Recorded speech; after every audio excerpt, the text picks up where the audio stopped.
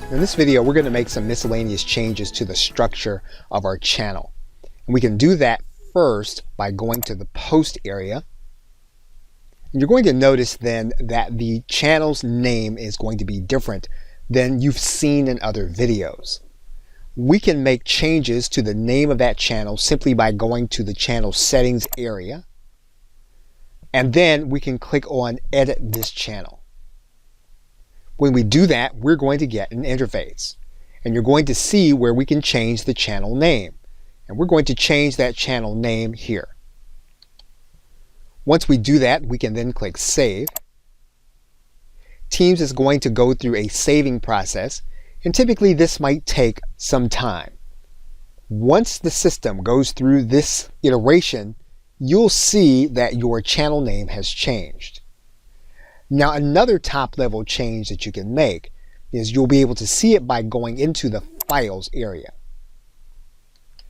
And what you can do is you can make sure that your documents are properly synced between Microsoft OneDrive and Microsoft Teams. Now, one thing that you're going to want to note again is that you are going to need to have a paid account in order to complete this process. We're just going to click on the Sync button.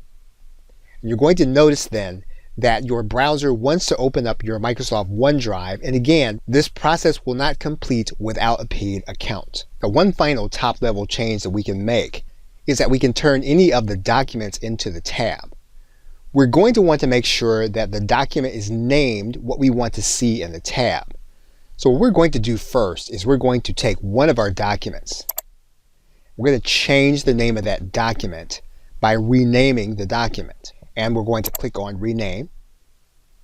And we're going to change the name of the document. Teams is going to go through a saving process and rename the document. You'll see then that the document now reflects the new name that you have created. Now what we're going to do is we're going to click this link that says make this a tab. So we're going to click on this link, and then you're going to see the tab as it is. If you decide that you don't want this document to be a tab, what you can do is you can take your drop-down arrow. You can then remove the tab by confirming the move.